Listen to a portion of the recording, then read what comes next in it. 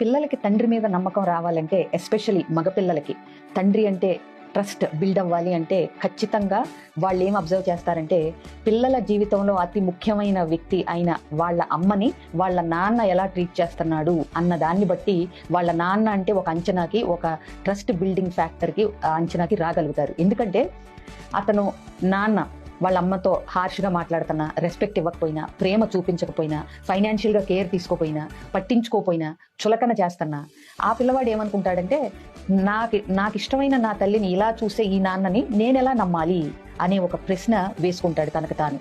కాబట్టి ఇంకో நானும் எங்க அப்பாவை கெட்ட வார்த்தை திட்டிருக்கேன்னு சொல்றவங்களா யாரு? கை தூக்குங்களேன். மைக் கொடுங்க, பக்கத்துல கொடுங்க, ஒரே நிமிஷம் தரேன்.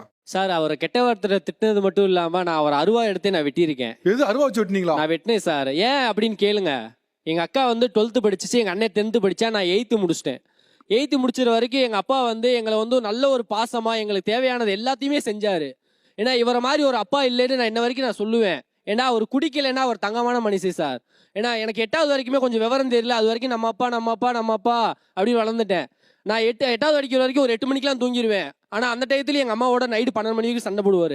ஒரு 9வது போகும்போது, அடுத்த 8வது வரைக்கும் தான் எங்கள் ஊரில் இருக்கு. 9வது போகும்போது வேற ஒரு இடத்துக்கு போகும்போது அங்கே இருக்க அப்பாக்கள்லாம் பார்க்கும்போது இவர் மேலே எனக்கு வெறுப்பு வந்துச்சு. அந்த டயத்துலேயும் இவர் குடிச்சிட்டு வந்து நைட்டு 2 மணி வரைக்கும் எங்களை போட்டு டார்ச்சர் படுத்துவார்.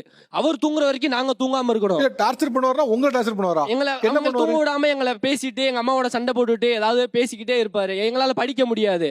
அந்த மாதிரிலாம் இருந்துச்சு. அந்த டயத்துல எங்கள் அம்மாவும் எங்கள் அப்பாவும் பிரிஞ்சுட்டாங்க. நானும் எங்கள் அண்ணனும் எங்கள் வச்ச கடன்லாம் அந்த டயத்துல நான் வந்து சிக்கன் கடைக்கு வேலை போவேன், கறி கடைக்கு வேலை போவேன், நைட்டு 1 மணிக்கு பால் கறக்க போவோம்.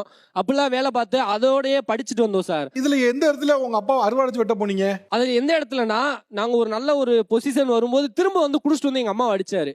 நான் ஒரு படிப்பு படிச்சுட்டு போயிட்டு இருக்கும்போது இந்த மாதிரி எனக்கு ஃபோன் வருது, உங்க அம்மா இந்த மாதிரி அடிச்சு உங்க அம்மாவுக்கு ரத்தம் வந்துட்டு இருக்கு அப்படின்னு. அந்த டயத்துல இப்படி ஒரு அப்பே நம்மளுக்கு தேவையே இல்லை அப்படின்னு நினைச்சு நான் அருவா எடுத்து வெட்டினேன்.